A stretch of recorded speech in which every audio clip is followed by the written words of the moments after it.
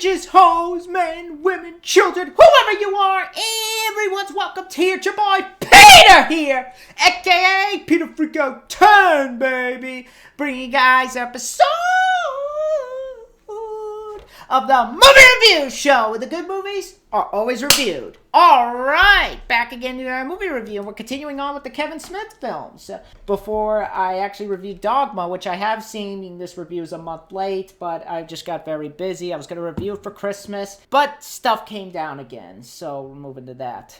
But picking up from where we last left off when I reviewed a Kevin Smith film, I probably lost a lot of credibility with Kevin Smith fans because I reviewed Mallrats. And I admit, Mallrats is my favorite Kevin Smith film.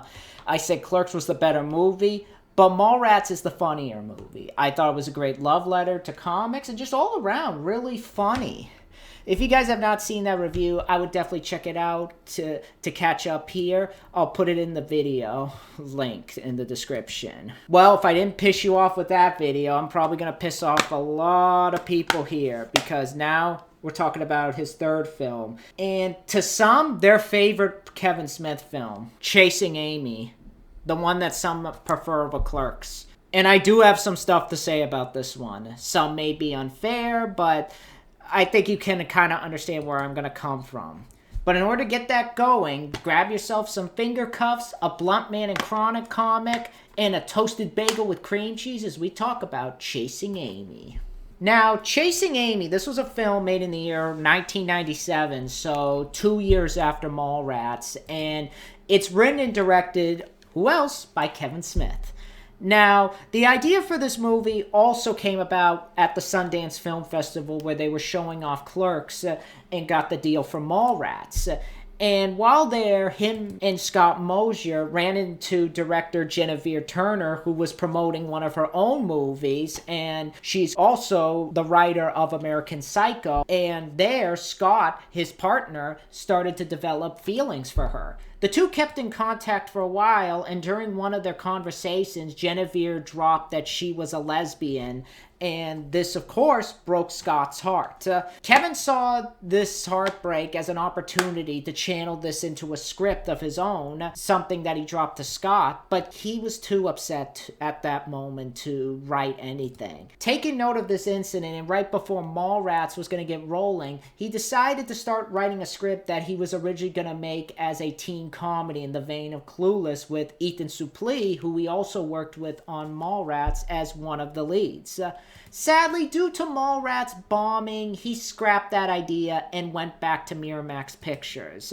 There, he decided to step away from the teen comedies and decided to go back to the down-to-earth aspects that Clerks did while also doing something different, drawing influence from his own brother, who in real life is a homosexual, and his relationship with Joey Lauren Adams, who he began dating after finishing up Mallrats, and that whole incident with Scott, as they felt just that one incident wasn't going to be enough to fill a whole movie. Guinevere gave him advice on each version of the draft of the script when he finished writing, and once the script was finished, he showed it to Miramax, basically the Weinstein brothers, the duo from hell in Hollywood. And when presenting the script, he had already had people lined up to play them, those being Ben Affleck, Joey Lauren Adams, and Jason Lee, being that he liked working with them on Mallrats. However, Weinstein had other ideas, as they wanted David Schwimmer, Jon Stewart, and Drew Barrymore for those roles, and they were going to offer him $3 million to make the film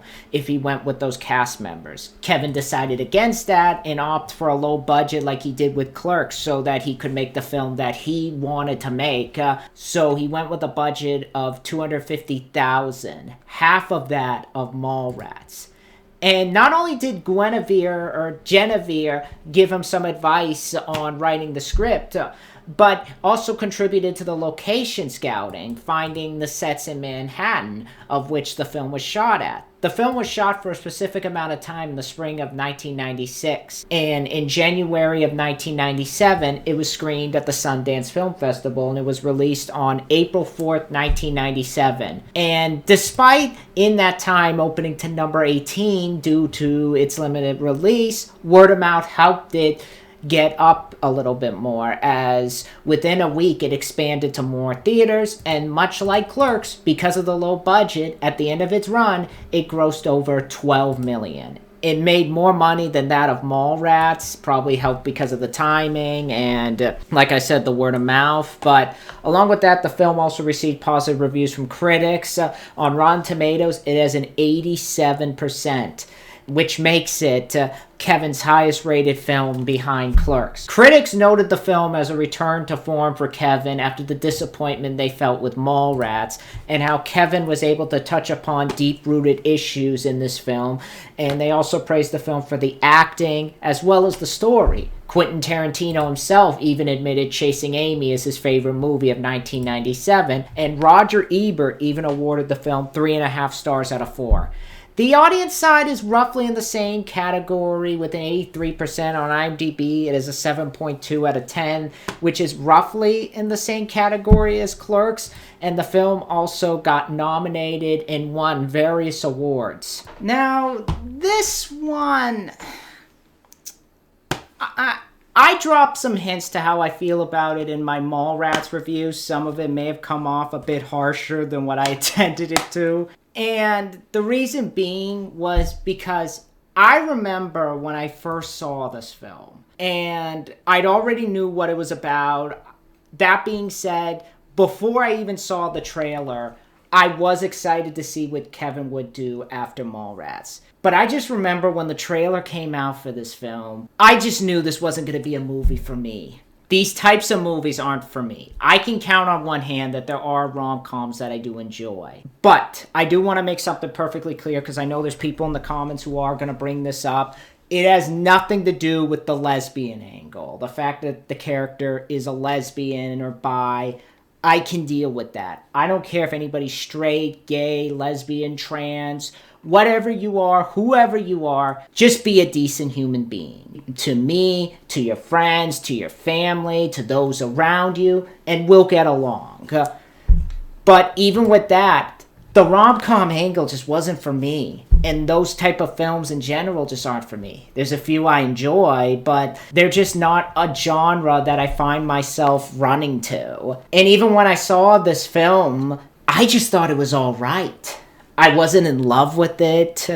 I mean, obviously, I bought the DVD of it after, as I wanted to have it for the rest of the Kevin Smith collection. But after I saw it, I just remember people being like, this is Kevin's return to form. It's a great film. It's his best since Clerks. And we're constantly questioning why I put Mallrats above this film. Thankfully, I'm having the last laugh, because a lot of people seem to love Mallrats and consider it their favorite film of his, and it's even getting a cult following. But I also bought the film because I tried so many times to get into this film. I was sort of like, you know what, maybe it'll grow on me. Maybe I'll find myself enjoying something. And rewatching it for this review, I will say I've grown a tiny bit more respect for it, but I still think it's just all right. It's still not my favorite Kevin Smith film. I dare even say it's my least favorite one of his, because of the 4 films, I prefer Clerks. I definitely prefer Mallrats. Hell, I even prefer Dogma, and I like Dogma. I'll give a review of that later. But this is just the one that I find myself rewatching the least.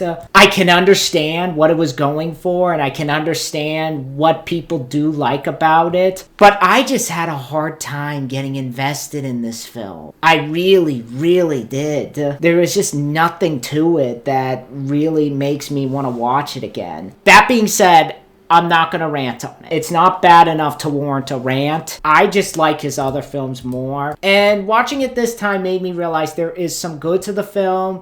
And I know this film has a big fan base. I know a lot of people consider this their favorite Kevin Smith film. And I can definitely see why it has this fan base. I mean, to each their own. I mean, the world would be a boring place if we all had the same opinion. I'm just not one of them. That being said, I am going to try to see the good in this film this time. But yeah, with the cast in this film, you got Ben Affleck, as I said, from Mallrats, Armageddon from around this time. He would go on to be in Dogma. You have Jason Lee playing a different character who was also in Mallrats. He would go on to be in a quick role in Enemy of the State, and of course Dogma. Joey Lauren Adams, who of course Mallrats, and she would go on to be in Big Daddy. You have this guy named King Mostafa Obifemi from a film called Flirt, and he would also have a small role in Dogma. I really don't know what else he's been in. Then of course you have cameos, old and new, some from Kevin Smith's regulars. Guinevere Turner herself has a small role during the bar scene. Brian O'Halloran playing a different character of the Hicks family. Scott Mosier, of course, in the opening. Matt Damon, which I believe his little role in this plays into how Good Will Hunting got made, because I believe Kevin Smith said, I'll help you get it made if you do this small role with Ben Affleck. Don't quote me on that. I may have heard that somewhere. If you guys have any idea, let me know in the comments below if I'm right or wrong. But Ethan Suplee, of course, has a small role in this. Jeff Anderson as Randall in a sort of 2-second role in the background. He doesn't say much, but he is there. And of course, Jason Mewes and Kevin Smith themselves play Jay and Silent Bob, which is surprising because they're in this one the least of the 4 films. In this one, despite having them on the front cover, they're really not playing any major roles in this film. And the biggest thing that they do is kind of what gets the end of the film going. Now, the plot of Chasing Amy is basically we meet this guy named Holden McNeil, played by Ben Affleck, who is the creator of this comic book series called Bluntman and Chronic, which is based off Jay and Silent Bob, played by Jason Mewes and Kevin Smith, which he co-created with his friend Banky, played by Jason Lee. And during one of their comic book conventions, they meet this woman named Alyssa Jones, played by Joey Lauren Adams, who Holden ultimately becomes smitten with. However, during one of their outings, basically it's revealed that she is a lesbian. And despite trying to fight against the fact that he is falling in love with her due to her sexuality, the two continue to hang out, much to the annoyance of Banky, as he feels it's kind of intervening with the plans they have to climb up the career ladder with their comic, as they have a TV show planned.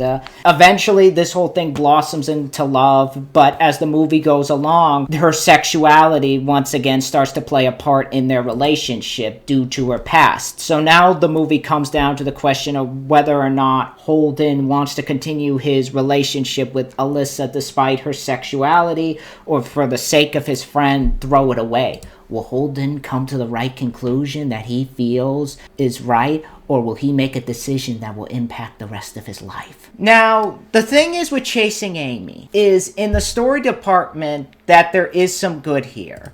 I appreciate the fact that with this film, Kevin decided to go back to his roots that he did with Clerks and go for a more down-to-earth, harsh reality vibe that he did with that film. But do so in a different way. This time, do it in a love story. And he didn't cop out. I appreciate that he didn't make a typical rom-com love story that was flooding theaters and still floods them even now. He made a film that asked the question, if a relationship can survive based on 2 different sexualities and the insecurities of one of them. And I'm going to reiterate this because it needs to be reiterated. This was a very personal film for him, being that it drew not only from his relationship with Joey Lauren Adams, but the heartbreak that Scott felt and his brother's sexuality, which, while being no different from his films, because those other films like Clerks in particular drew influence from his own life, but unlike those films where those particular elements are played up more for comedic effect to further the story, this one's done more for dramatic purposes. And I think he handles that well in getting that across and staying in tone with the serious themes of particular subject matters that the film touches upon. And the fact that he was able to get a film like this made in 1997, I gotta give him credit to that. I gotta tip my hat. But that brings up a problem with me with this film, because besides those few moments, I really had a hard time getting invested in the film, and this has a lot to do with its characters. I had such a hard time getting behind anybody in this film besides Alyssa. Especially with Holden, who, of the Kevin Smith films like Clerks, Mallrats, Dogma, this film, I feel he's the weakest lead of any of these films, as he constantly flip-flops throughout the film, because at the beginning you see him getting a crush on Alyssa, but then he gets second thoughts when he sees, oh my god, she's a lesbian, but then gets together with her, and then, oh my god, her past comes to light, and then he starts questioning it, and becoming even more invading of her space, and also letting his friend get under his skin when he's bringing up her sexuality. And instead of trying to understand her side of what happened in her past and being like, okay, what's in the past is in the past, we'll make this relationship work, he gets back to feeling insecure about that. It's like, oh my god, dude, you're an idiot. I know it's taken some getting used to, but still, this girl likes you, man. So why are you going to this length? And instead of trying to fix it with her, he makes it worse. For the both of them. So I don't have any reason to get behind him, and his arc just feels all over the place. And he just comes across like an idiot sometimes. And it's like, you look at the film, it's like, hey man, if you just did this or did this, you would have gotten back with her. And then you end the film in a way that feels just so manipulative, even though the emotional stuff works. The points when it does work, particularly the scenes between Alyssa and Holden, those moments that do work. But then when you have the stupidity at the end where he screws it up, it just comes across as manipulative. And his friend Banky's no better, because at times he's a homophobic, constantly making him feel bad for wanting to be with this girl.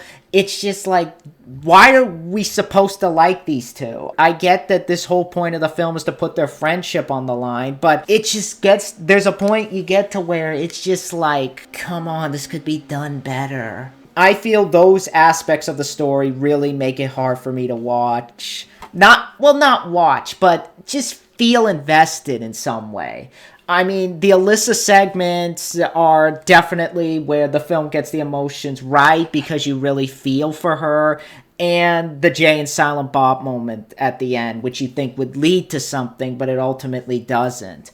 But I don't want to say the film is bad in its story, because there's some good to it. It just feels like there's a portion of the film that could be written a lot better. You can have the same topics touched upon, but do it in a way that kind of makes more sense and makes you feel like there's a sense of an arc with some of these characters. Or at least have them learn something in a way where it's not as mean in a way as it is here. But again, and I'm saying it's not bad because people are going to listen to this, because you know how the internet is. People are crazy nowadays. People are going to hear me giving these thoughts and they're going to be like, you don't like the story. No, I don't hate the story. I just think there's little tiny pieces that really spread into the story and don't make it work as well as I think many people make it out to be. Now, in terms of directing, being that this is more of a serious film, and being that Kevin is directing this for the first time, that sort of film, and being that this does go back to the down-to-earth slice-of-life aspect of Clerks, and is stepping away from the goofy, cartoony side of Mallrats, for that, it's directed fine.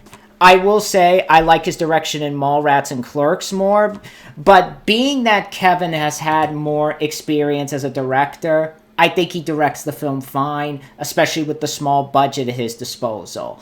These are the type of films that are hard for me to talk about, because when you talk about dramas in terms of directing, they're really not trying to be anything big or massive, like, say, like an action film, or even some of Kevin's other films.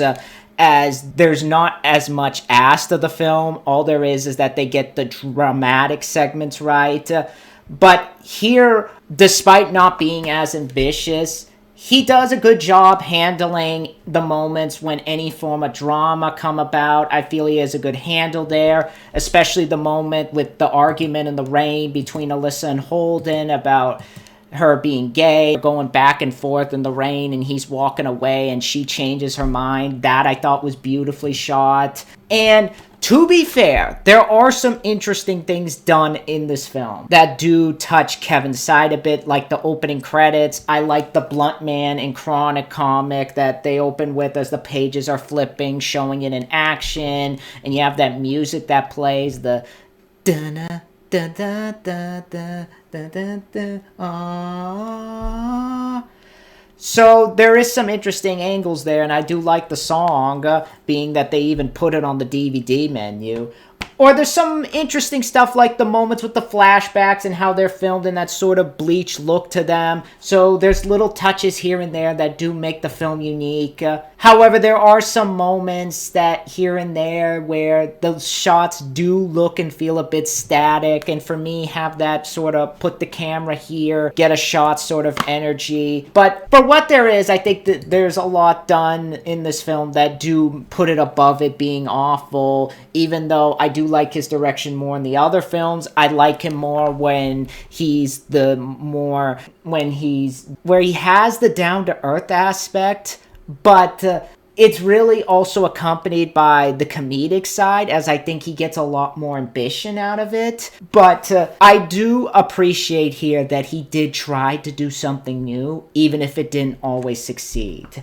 And it's nothing spectacular of directing, especially when compared to Mallrats, in all fairness, which that did have some ambition and energy to it. But for what it is here, again, it's fine, especially with the fact that he once again filmed it in real areas of the area that they were filming in, the bar especially. Got some people from the gay community involved, so you have that authenticity to it. And what is in place when it does come to those dramatic moments, I think that Kevin does get a lot out of his actors. Joey Lauren Adams especially gives the character of Alyssa this cute, lovable personality that makes it easy to like her. She's not a bad singer too.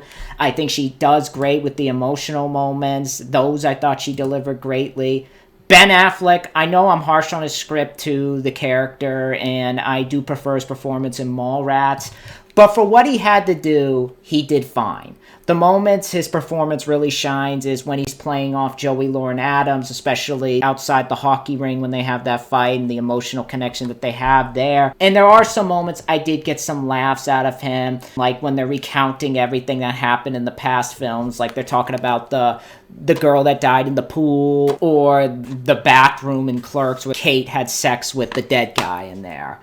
Or even the moment during the press conference when they're all getting scared during that whole fight with Jason Lee and that other guy. Speaking of Jason Lee, I will say, despite me not liking his character, I thought he played a good homophobe, and I thought he played that believably. Especially the moment he's talking about the bunny and the drawing. He says, "Who's going to get to that first?" or something. That got a good laugh out of me.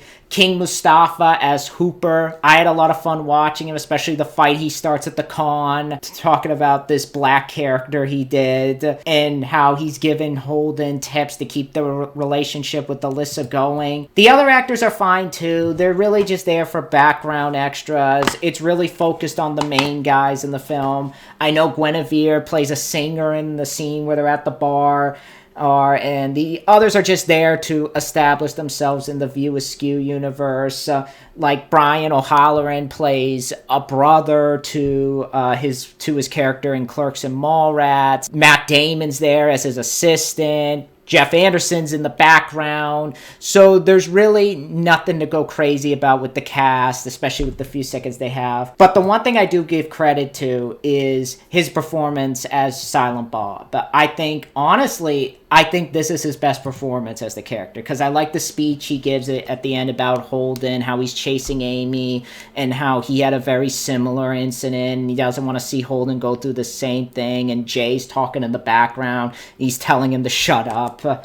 That moment, I think, really plays into how serious Kevin took this film and really shows in his performance. Because despite me not being a fan of the script and the ending, the acting is not bad. And they're doing everything they can with what they're given.